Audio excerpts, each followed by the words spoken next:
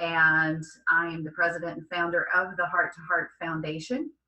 And I'm going to make sure everybody is muted here, other than Dr. Singhi and myself for now. And this is a series that we've done a time or two. We used to do it more frequently on a local basis called Dr. Chat. And that's when we would gather in a venue, say like the local library, and give the community an opportunity to ask their questions from a doctor. And we are really glad today that Dr. Sushil Singhi, who is an interventional cardiologist, although I think he wears a prevention cape underneath his scrubs, with Carolina Cardiology, serving our Tri-County area here in South Carolina. So welcome, Dr. Singhi. Good morning, everyone. Thank you, Sheila, for giving kind introduction.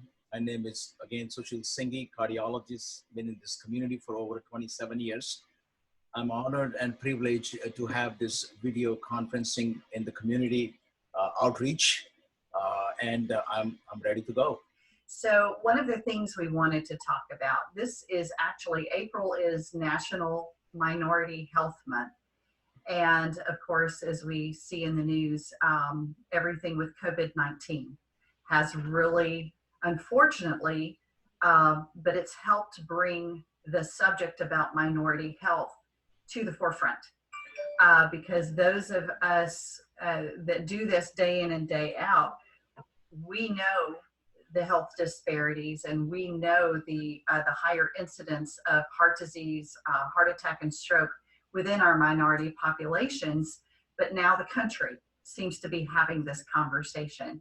So Dr. Singhi, I think starting with that, because it is National Minority Health Month, talk to us about, when it comes to heart disease and our minority populations, you know, the why about it. Is it something in their genetics? Is it more lifestyle, a combination of two? What's contributed to this? It's an excellent question. First of all, happy National Minority Health Month.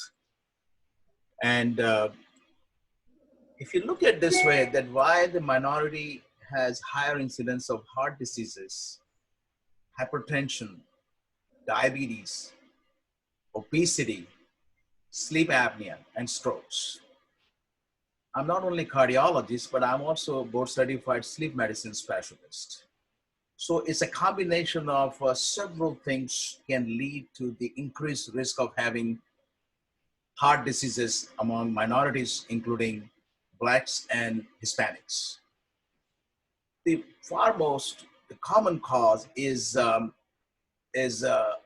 lack of primary care or the prevention measures among the communities. That could be social, could be financial, could be psychological, or maybe lack of resources. So having said that, the number one reason for having increased incidence of heart diseases, hypertension, diabetes, strokes, and so on, is because of the not having proper education about the preventive care. And somehow genetically, they're also increased risk of having the obesity. And as we all know, the main or the root cause of problems for diabetes, high blood pressure, sleep apnea, heart diseases is underlying obesity. So we need to tackle all this aspect in a multi facets rather than just the one pinpoint, and hopefully everything will be hunky-dory and we'll be all enjoying the good health for ourselves. So we talk about the African American community and the Hispanic community, but we're also seeing more complications potentially within Native Americans and within Asian Americans, who also have much higher incidence of, you know, diabetes, pre-diabetes, high cholesterol, high blood pressure. So what can they do now? Because you and I know that that message of prevention is something that everybody needs to hear. But right now, because where they are today, they need to start that prevention lifestyle right now. But as far as where they are today, so many people are undiagnosed or underdiagnosed when it comes to these comorbidities. what are we really looking at? Because when you're talking about the percentage of overweight and obesity in the state of South Carolina, you're talking about between 30 and 70% of our entire population, aren't you? Yes, actually, the state of South Carolina was ranked number 2 few years back after Mississippi in terms of the obesity. I'm not very proud. However, we have come a long way recently, having proper education, seminars, health fair, outreach in community, and providing some access to the healthcare facilities where there is not much financial burden in African Americans, Hispanics, American Indians, or American Asians in minority to improve their well-being. And as we always discuss, it's very difficult to treat the disease. It's a lot easier to prevent the diseases, and it can be done. It can be done with outreach in community, provide proper education, and it has to be started early on in their life from school, not till they become going into the adulthood, because it's too late by that time.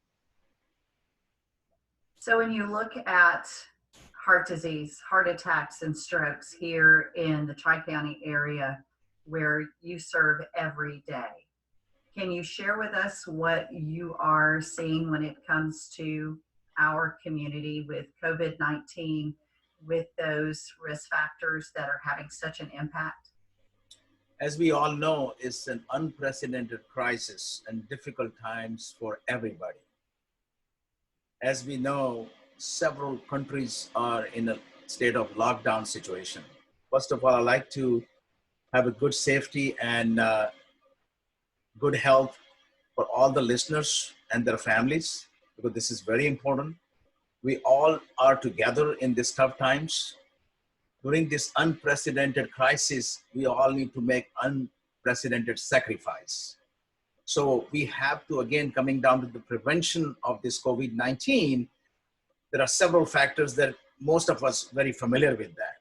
But again, becomes very difficult, Sheila, to follow those guidelines as provided by CDC on an ongoing basis. And Dr. Tony Fauci has done a marvelous job keeping the Americans abreast and briefing about the COVID-19, but it comes down to on us how we can take all the measures to prevent not ourselves, but also our friends and family members. So coming down to the, again, there are several things that we can do.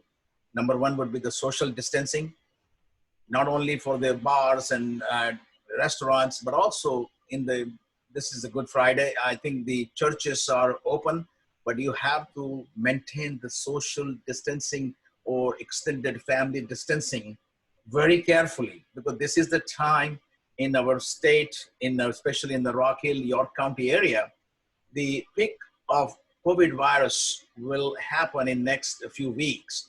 So next few weeks, up to 4 weeks, we have to be very careful how we can act, and we have to act responsibly. So what the CDC, the reports that I've heard out of DHEC, and what I've been reading and hearing here locally is that in the state of South Carolina, we are probably looking at around the end of April for the state. But as far as our Tri-County area, Chester, York, and Lancaster counties, we're probably looking early mid-May, which would mean if there's a 2-week incubation period for COVID-19, we're within that 7 to 10 day window today that we could potentially be exposed and catch that. So I agree, the social distancing is incredibly, important right now. And one of the things you and I chatted about offline is the fact that, understanding that it doesn't take somebody coughing on you for you to catch COVID-19. It could be something as simple as talking to somebody in close proximity. I think you're right, Sheila, that the incubation period is 14 days. What it means that people can be asymptomatic, but still be carrying the viruses. not only by sneezing or coughing in front of you or in the surroundings, but by just talking. This is the airborne droplets spread. And therefore we have outbreak and is a pandemic. So having the mask, one of the things that I would recommend, and I'm sure it's been endorsed by the CDC, that everybody should have masks, because it's hard to figure it out who has this virus and who doesn't have it, because there are a lot of patients, over 30% of the patients I'm talking about, which are the COVID-19 positive, are asymptomatic. And on top of that, even they get a COVID-19 testing, up to 30% are falsely negative. In other words, the test does not diagnose of having a COVID-19, and they're still having this viruses in their system. So this is a very scary time for us. As I said earlier, it shall pass, but we have to take all the precautions, including social distancing and washing your hands with the soap frequently, up to 20 seconds each time. Not just we used to wash our hand or we never washed our hands before. Those days are gone. Yeah. Just think you are in the third world country, and if you want to protect yourself, you should take all these precautions. Don't touch your nose, don't touch your ears, face, and so on. And if you have to touch it, make sure you wash your hand thoroughly. And what been advised by the CDC, 20 seconds with the lukewarm soap water or with alcohol-based sanitizers. So we have to take all these precautions. Otherwise, I'm afraid that the death toll will go even higher. As you all know, the United States has more positive COVID-19 than anywhere in the world. Over 1% of the patients have died. 1% sounds very small, but I'm talking about 100,000 patients or people have died because of COVID-19. So folks, this is a very serious condition. You have to take all the measures and precautions and act responsibly. So my last question before we open it up to the folks that have joined us today has to do about the medical therapies that are being promoted and being used. I know, I think I read recently that even hospitals in Sweden and France have stopped the use of these drugs because of some issues. But as a heart attack survivor and the wife of a heart patient, as you well know, our concerns, number one, we're going to do everything we can not to get this. But I've been told for years that, like for Z-Paks, for example, that this would be something that as a heart patient, I need to avoid. So some of the medications that are being used or being promoted widely for the treatment of COVID-19, but we hear of the potential health risks to heart patients. Can you kind of break that down for us in like everyday layman's terms? Excellent question, Sheila. So let's walk you through that. There is no medication is approved by FDA to date to treat the COVID-19 based upon the randomized control trials. However, we do know there are certain drugs, including hydroxychloroquine, chloroquine, zithromycin or Z-Pak, and some antiviral for HIV have been used experimentally. FDA has approved the use of antiviral for the HIV drug, Retrovir, zithromycin, and hydroxychloroquine for the patient who have COVID-19 and they are symptomatic for experimental use. We do not know, because there is no long study and we don't have time to wait for long study. This is a situation based upon the anecdotal reports from China and Korea and some other countries where hydroxychloroquine has effect on viruses by DNA mechanism and inhibits the replications. And studies have shown they have some beneficial effect. So I would say that if we have a vaccine and FDA approved treatment, then there is no role for hydroxychloroquine or Zithromax or the Retrovir. But until we have any approved medication by FDA, I think it's reasonable to use this medication I just mentioned. There are some countries are using hydroxychloroquine as a prophylactically. I do not endorse use of hydroxychloroquine prophylactically. The simple reason, because of the toxicity or side effects are so high. As you mentioned, Sheila, the patient who have a heart conditions should not be taking hydroxychloroquine and or Zithromax without doctor's approval, because it can cause serious cardiac arrhythmias, even in the short term. And there are a lot of drug interaction with the hydroxychloroquine and other heart medications, namely statins. So that brings up an interesting thought that early on, they were telling people that were on like ACE inhibitors, for example, that could be an issue. But I think I read yesterday, they had discounted that was an issue. So what type of heart issues should we be aware of that could have potential bad reactions to those medications? Is it a specific segment of the cardiology group? Yeah, so according to the ACC, American College of Cardiology, guidelines just came out that patient with the COVID-19 should not be taking NSAID. It's a non-steroidal anti-inflammatory medications, including ibuprofen, Motrin, and Aleve-like medication, naproxen, because that can make it worse. Now, going to your initial question about the ACE inhibitors and ARB, these are the two classes of drugs very commonly used by cardiologists for high blood pressure and cardiac conditions. So if you can look at the literature, that the symptoms of COVID-19, one of the most common symptoms is dry cough. And if you go back and look at the side effect of ACE inhibitors like lutensins, benazepril-like medications, one of the most common side effects is a dry cough. So it works on a pathway inside your body. The recommendation, coming back to the recommendation from ACC, that if you are taking the ACE inhibitors and or ARB, you should not stop those medications because it seems to be beneficial. Again, we need more studies and so forth. But again, the current recommendations are we should not stop ACE inhibitors or ARB. Awesome. Well, I tell you what we're going to do. I'm going to go ahead and I'm going to unmute everybody. So if you have a question, hopefully this will work.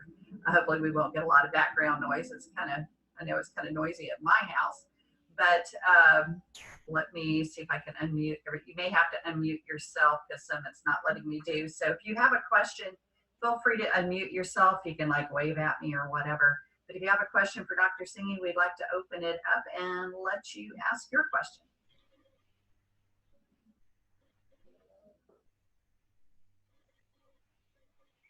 Do we have any questions? I'm glad the social media has done excellent job in terms of communication and educating our folks. Yes. And that's the key, by the way. That's the key. 60% of our folks surrounding these counties, including York, Lancaster, and Chester, have some sort of access to the internet. So I guess since nobody else has a question to ask, here is one that I've wondered about, because I know some of the people that have a higher incident of bad reactions to this is the people that have compromised immune systems. Maybe they've gone through cancer, treatment, or they have an autoimmune disease, or they're like me and they just grew up with a really lousy immune system. Seems like I always caught everything as a kid. What can we do right now, those of us that are perceivably healthy, but what can we do to help boost our immune system to help us, if we do, God forbid, get it, that we can fight it off? But what can we do right now today to help boost our immune system? I think it's very difficult to boost our autoimmune or immune system. However, the patient who have, first of all, older, I don't know what's the definition of being older, but in the theory, it's a 65 or older, it's an older age. when you qualify for Medicare and so on, or Sounds Social old. Security. However, the patient who have an underlying heart conditions, diabetes, high blood pressure, lung condition, cancer, those have higher risk of having complication from COVID-19. I'm not saying that younger folks don't get COVID-19. I'm talking about the deaths from the COVID-19 that are more prevalent among the patients who are over 65, have underlying heart conditions, hypertension, diabetes, autoimmune disorder, immunocompromised, being a cancer patient on a chemotherapy. This puts into the high risk of having the deaths from the COVID-19 viruses. Now, also, we are learning every single day about the COVID-19 on our health. One of the things I would like to point out that the COVID-19 can also affect the heart. As we all know that most common deadliest organ happens because of the COVID-19 are our lungs. They get pneumonia, we call it acute respiratory distress syndrome. There is a swelling around the lungs and also fibrosis. Most of the patients who die from COVID-19 with the lung condition, two reasons. One is the acute respiratory distress syndrome, where there is a swelling around the lungs, and also the scarring, which is a fibrosis of the lungs in a very short period of time. And most of the time, those things are irreversible. Once the patient gets either ARDS or the fibrosis, the mortality goes up to 70%. 70%. And most of those patients are on ventilator. Okay. So coming back to the heart, which we have just learned through our American College of Cardiology, that we can call the conditions called a myocarditis, which is the inflammation of the heart muscles. And it acts like a infection or having the so much of poor function of the heart muscle. Heart can get enlarged very fast, and it can cause serious cardiac arrhythmias and cardiac arrest from the myocarditis. We have seen with a lot of other viruses. However, the COVID-19 seems to be the most lethal on the heart. And it can also trigger, we call it the increase the blood clot formation in the body.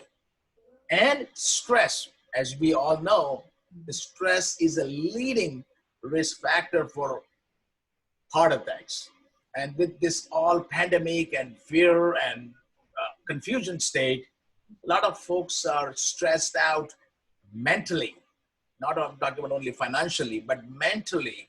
And that puts a lot of burden on the heart, and it increases the risk of having a plaque rupture and leading to the blood clot, heart attack, and some cases, cardiac arrest. So I just want to make sure this is not only the lung or upper respiratory infection, actually is affecting the whole body from head to toes. Some of the national news media has talked about, around the country, that cardiologists are seeing fewer MIs and strokes coming into the ER. And I guess the question is, are there fewer MIs and strokes, or are they just staying at home because they don't want to go anywhere near the ER right now? I think you're absolutely right. The patients don't want to go to the ER or emergency room or seeking for health care with a chest pain or having some symptoms suggestive of heart disease or myocardial infarction or heart attack, because they're afraid if they go to the ER or the healthcare facilities, they will get exposed to COVID-19. That's a fear, right? There's a fear and confusion both. So I would advise, at least in modern era, our practice, Carolina Cardiology Associates, always on the leading cutting edge of technology in outreaching the community, we have started the telehealth, telemedicine. By phone call or by virtual visits, we are accessing our patient, and they have easy access to us as a healthcare providers to seek the guidance in these tough times, how we can navigate them with their symptoms. And somebody has to come in, and we think patient probably has a heart problems and doesn't want to come to the emergency room. We are leaving our doors open, lights open for those patients. That is awesome. Well, we have a question from Katie. She says, I know the CDC has recommended everyone wear masks now out in public when getting essentials. Some people have talked about having filters in their masks and some have not.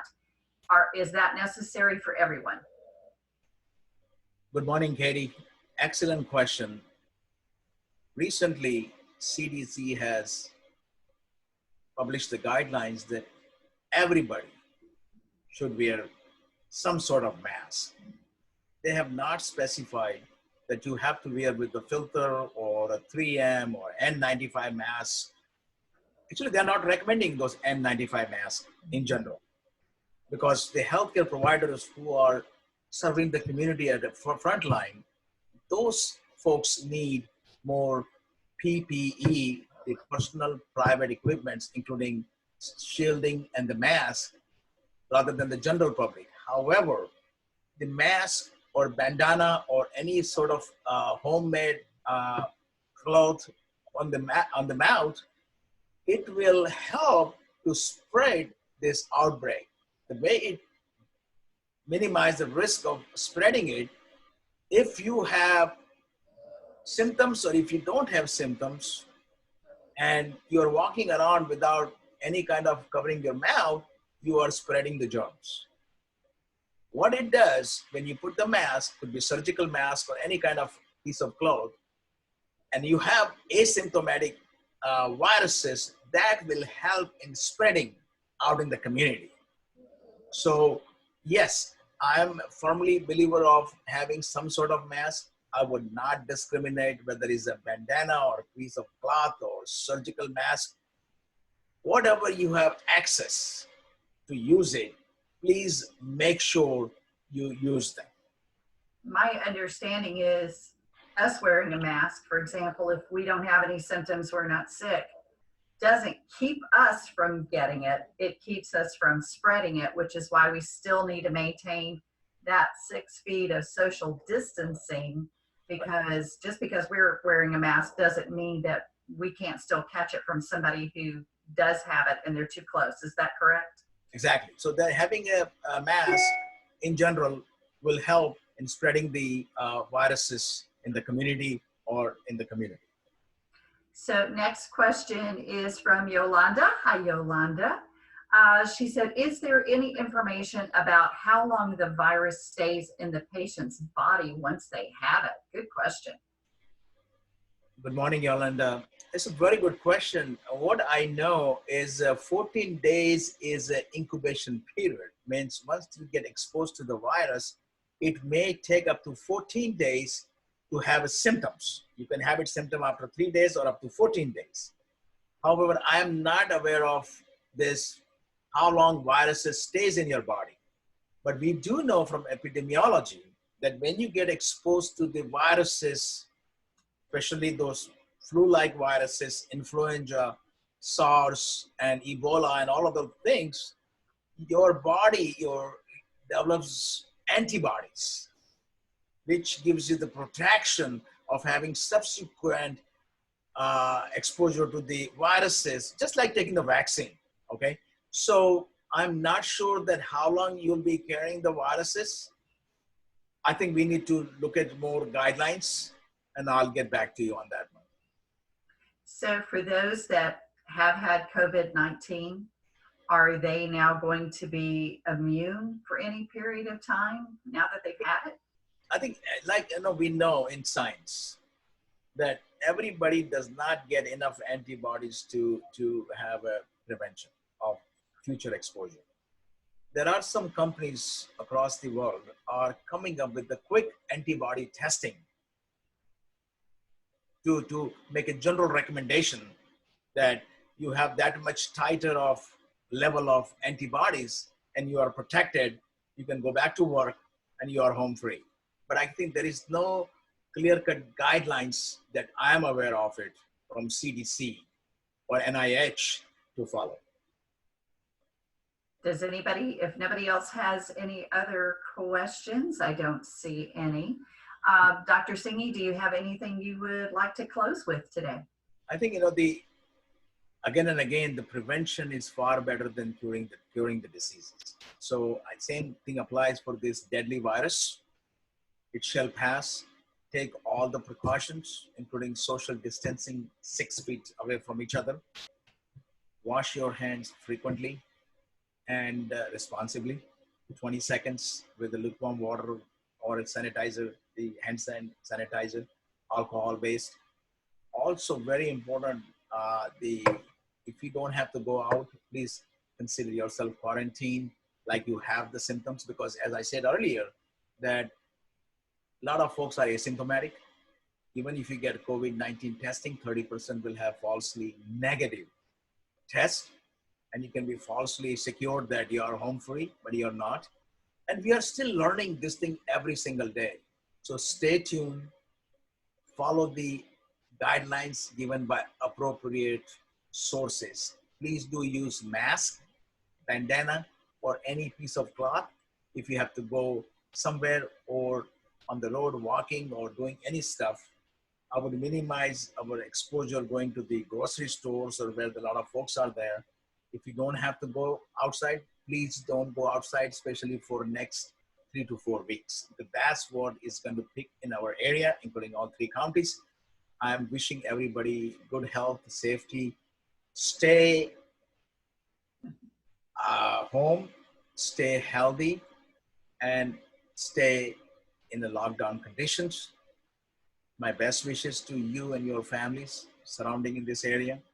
And we are together for these tough times, and wish everybody well, and God bless everybody. Thank you so much. And thank you, Dr. Singhi, for joining us, and thankfully for everyone who was able to hop on this chat with us. We are going to make this video available on our YouTube channel, and we're going to send it out on all of our social media and through our email list. We'll provide it to Dr. Singhi and Carolina Cardiology, that if they want to use it, they are more welcome to use it, and we'll include information about how you can get in touch with Carolina Cardiology if you need more information or if you need services. But we wish everyone well. Hope you have a great weekend, because this is a Friday that we're talking on. And Dr. Singhi, we will check back with you again, if that's okay, as things evolve and we have more information. But thank you all so much for your time today, and have a great rest of your day. Thank you, Sheila, for having me. I appreciate it. Thank you very much.